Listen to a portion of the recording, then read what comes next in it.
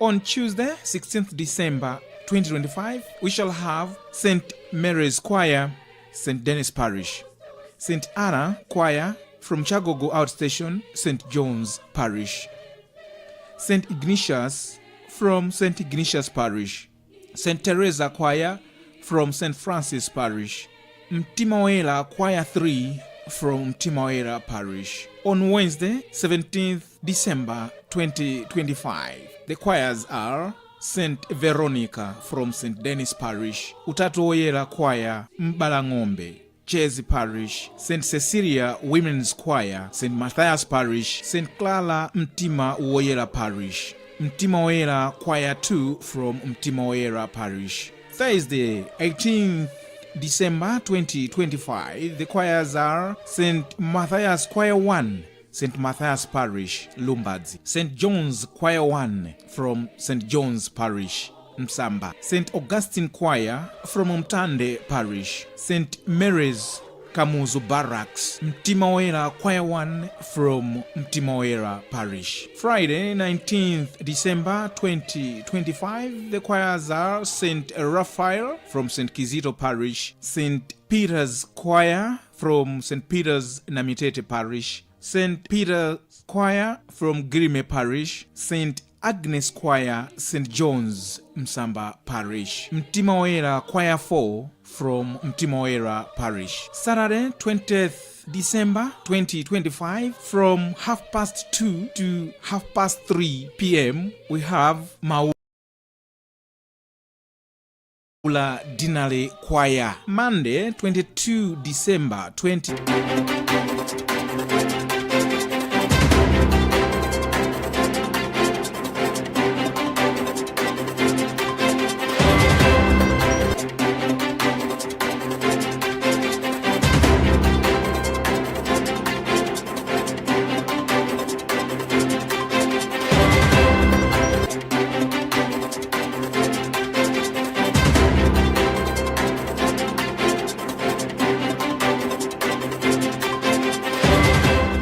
It is the 15th of December, the year 2025. Welcome to Press Review, a program whereby we go through some of the stories that have been written in our daily newspapers. And today, you're with me, Emmanuel Georgia, and my colleague, Gift Kalonga. Mwatsuka Bwanja. Tadzuka Bunoga ena chimwe. Ai, inenso ndadzuka. Mwanzanga msanga tiyambepo hapa.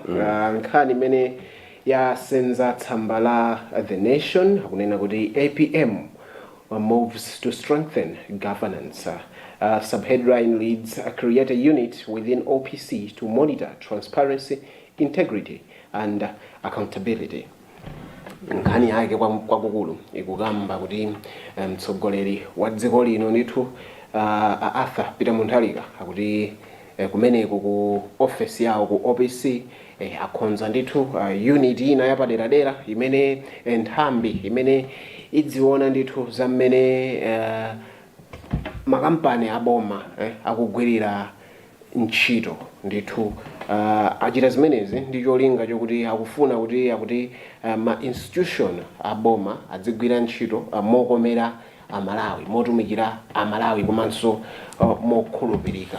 Mwina ukamva nkhani ngati imeneyi ukuiona bwanji mzanga? Nkhani imeneyi ndi nkhani yabwino ku dziko la Malawi. Koma ngakhale ili yabwino pali caution kuti mapolisi amene tizipanga tizikhala kuti mapolisi aja azichitikadi. It should not be just mere policies because we are having so many policies. Yes. Okuti wonezo kuza accountability, malamulo, mapolicies ambirimbiri. Koma yet we fail to achieve them because we are not being practical, but we are theoretical, so to say. As a country, we need to be practical. Chimene tizichita zimene timatani timalankhula. Yes. Yeah. Because ngati zozo zitakhaza chitika zikuliyenda bwino. Koma kulipo kuzilankhula kapena kuzika paveva koma usazichita ndikuti palibe chimene chachitika tikuchita. Chabwino. Muli ndi zotani kumeneko? Pa the Daily Times pali nkhani apa akuti court awaits MCP officials. Subheadline ine akuti Chimwendo Banda Kabwira dead courts this week. Independent MP Mumba 2 awaits appearance.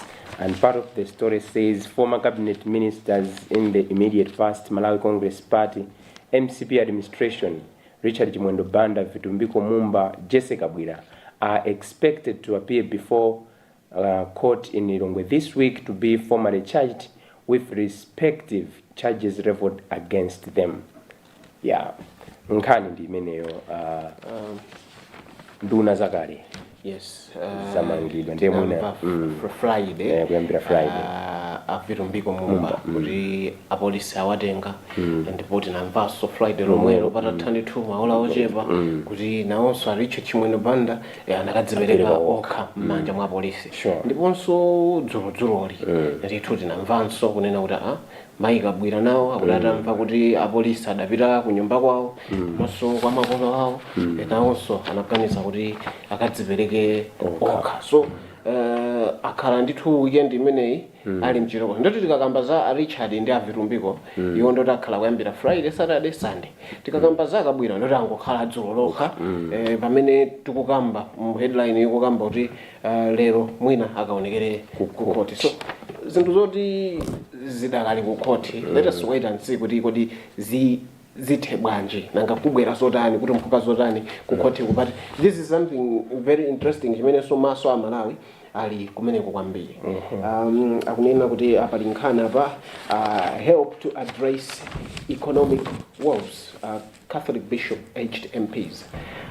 Aphungu ndithu a nyumba ya malamulo achikatolika koyamba komanso aphungu ena onse na bungwe la Malawi Conference of Catholic Bishops lawapempha kunena kuti ayesetse kuonetsetsa kuti zachuma mdziko muno zikhale bwinobwino. Mukumbukira inu adalemba pastoral letter imene idakambanso zinthu ngati zomwezi. So it was just one way of kuwakumbutsa aphungu a nyumba ya malamulo. Zimenezi zimachitika ndithu analankhula zimenezi ambuye Chaima nkhani imene pa nthawi imene ogwira tinene kuti aphungu achikatolika koma analinso ndi orientation ndithu over the past days apitawa. So this is very good kumaona kuti the church is coming in forefront kwapempha aphungu amene akuyimirira amalawi kunena kuti mukapita ku nyumba ya malamulo please chonde tayeserani zotsamwitsa zachuma zimene amalawi akukumana nazo, takambirana ne zinthu zokuti zikomere wina aliyense. I think it is good kuona the church not only taking the spiritual part but also the physical part of a human being. How do you look at it? Okay, pajama nena kuti munthu ndi mzimu komanso thupi. Yes. Ndiye pachifukwa chimenecho anthu amene alinganasogolera mpingo ameneka kuti aziona ziwiri zonse. Chifukwa ukaonesesa anthu amene amapita ku church ndandale komanso anthu wamba. Anthu amene ajawa chilichonse chimene chingachitike mdziko chimapanga affect iwo. Ndiye ngati chikuwapanga affect anthu amene wawa ndiye kuti chechiso chimapangidwa chani affect. Mwachisanzo ngati chuma cha dziko sichikuyenda bwino ndikuti chali chiso chuma chake sichiyenda bwino. Chifukwa chambali chivuta mtulo uvuta. Ndiye ndifake amakhala ngati akuperekera uphungu kuti tamapangani moteremo kuti mwina chuma chiyende bwino kuti so mpingo uyende bwino ndi kuti mawu a Mulungu apite patsogolo. Apa ndiye pali nkhani very interesting. Akuti I am ready to be rebuked, VP. Part of the story says State Vice President Jane Ansah said she is ready to be rebuked whenever she falls short in her duties, noting that correction is essential to effective leadership and the service to Malawians. Ansah made the remarks yesterday during a prayer session at St. Andrew's CCP in Mzuzu City, where she said the church had a responsibility to guide readers through counsel and correction. Yeah, that's part of the story. Yeah, then ndimanena kuti is an interesting one because mkatikati mwake walankhula chimene chandisangalatsa kwambiri. Yeah, wanena kuti ngati dziko la Malawi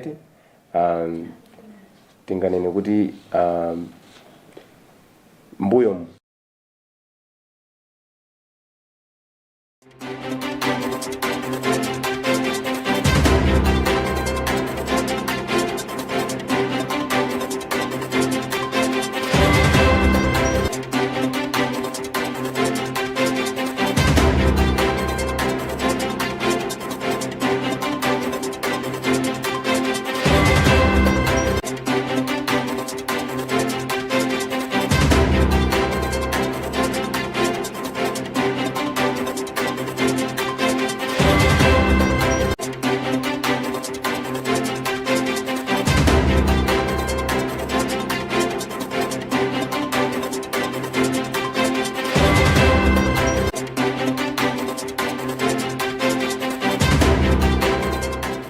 yeah, and then munkhani amayijenansa kunzuzu kumene anapita ku CCAP St Andrews CCAP kumene anafotokoza chinthu chimene chandisangalatsa aonera kuti inu anthu opemphera kapena kuti amachalichi mumangolandira ndalama kuchokera kwa anthu andale osafunsa kuli ndalama zimuzitenga kuti anthu andale mmayitana kuma paper sand zinandisangalatsa kuti ngati dziko kwa zaka zambirimbiri kuti uonesese andale amapereka mathumba m'machalichi koma sitimakhala ndi tinganene kuti kuzifunsa kuti ndalamazi zabwera pa ubwino nde zinandisangalatsa kuti zinthu zikuchokeranso kwa munthu ndi wachani ndi wandale ndi aulankhulayo ndi munthu 1 tiyene kuti wandale 2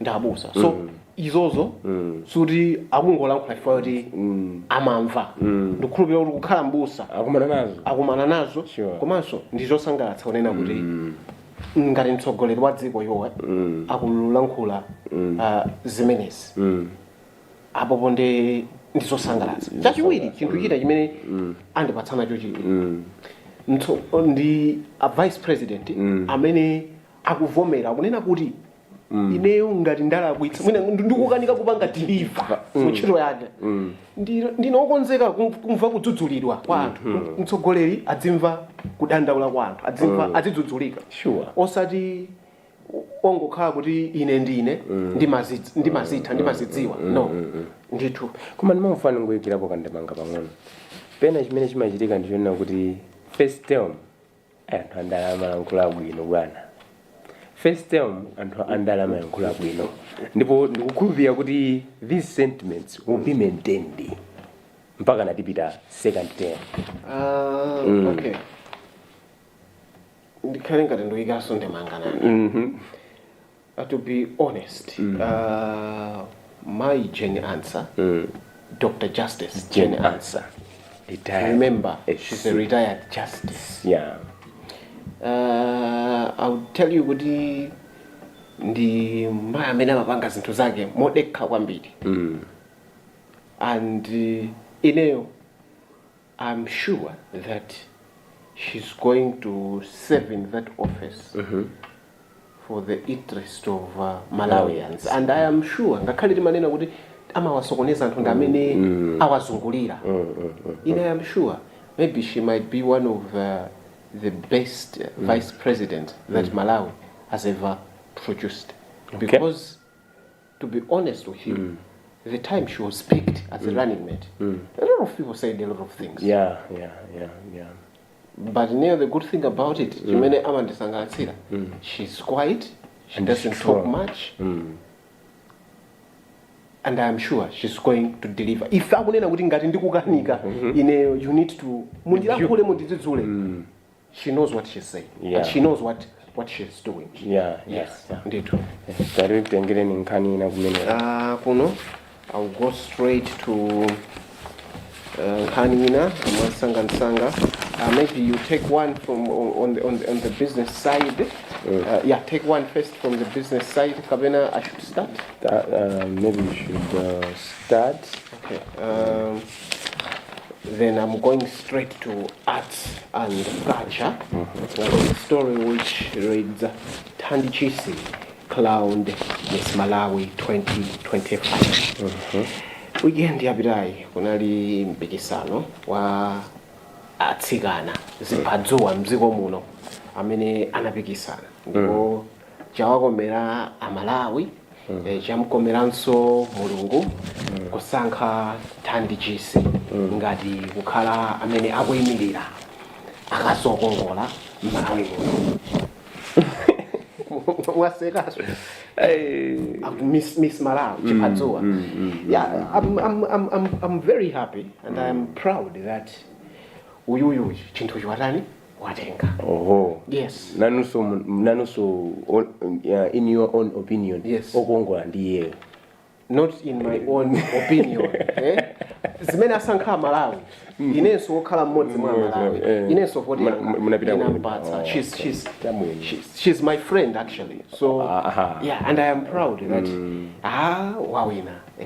Komano asakongole fund friend. No, I'm not saying no, actually sindikulena so kuti chifanya kuti friend, but you know what? Okay, apart from you know, we are talking of the physical appearance.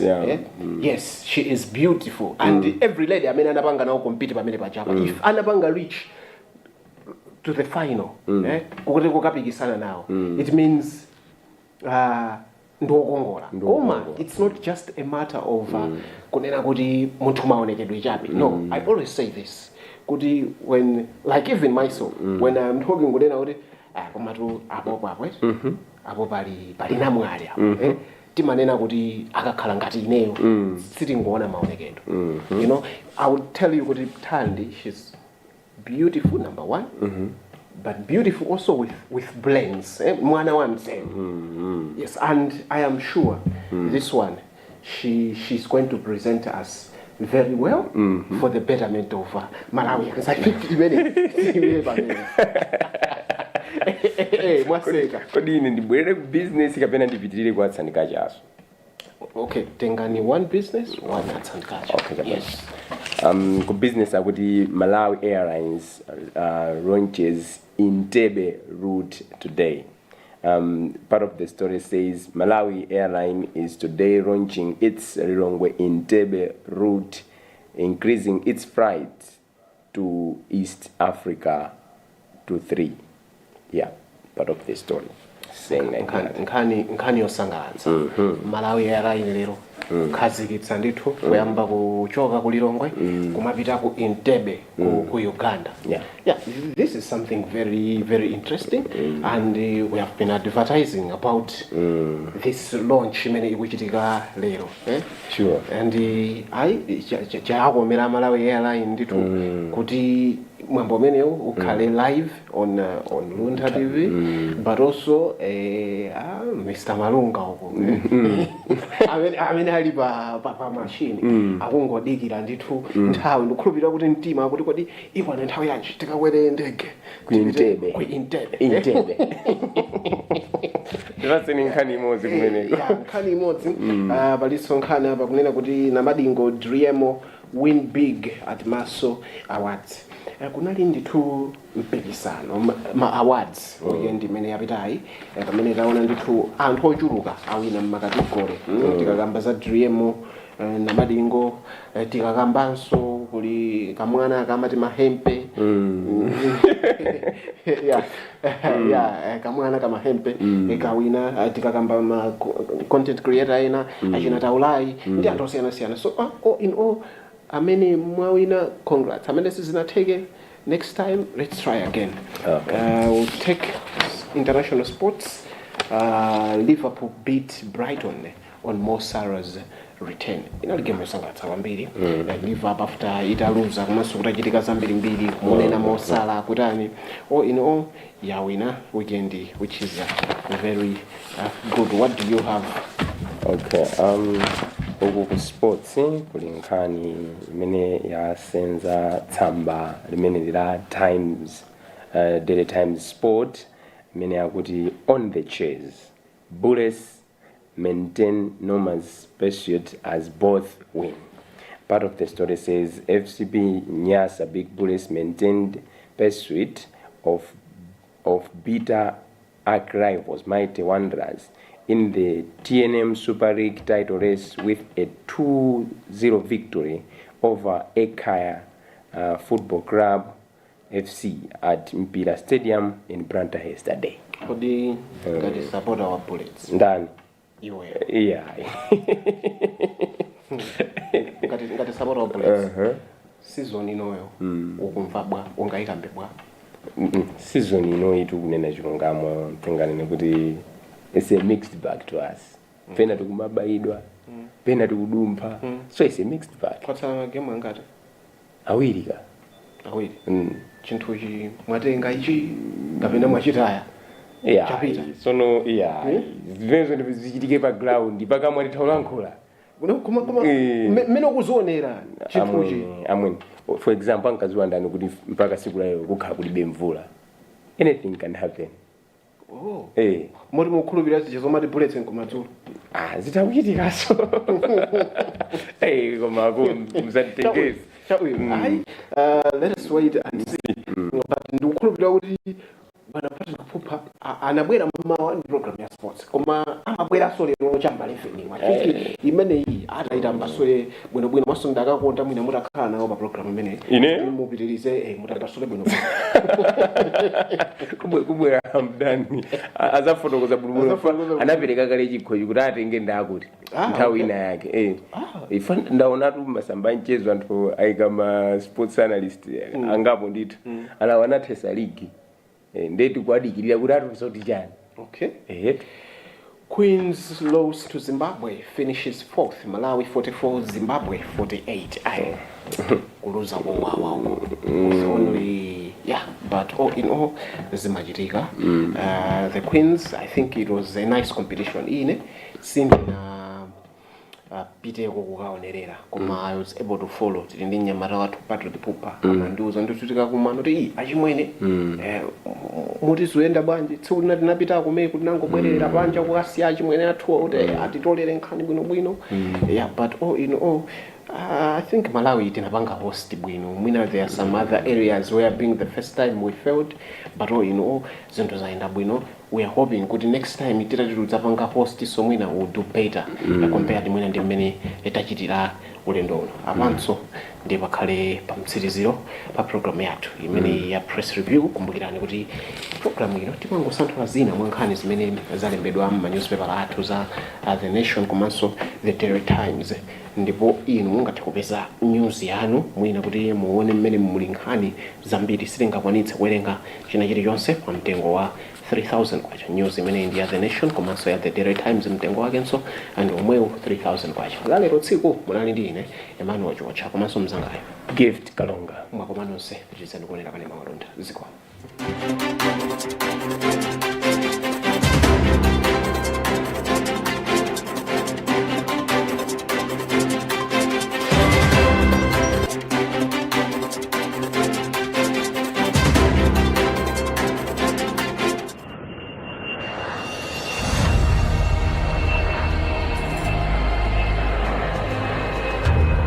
Malawi Airlines is delighted to announce the launch of the new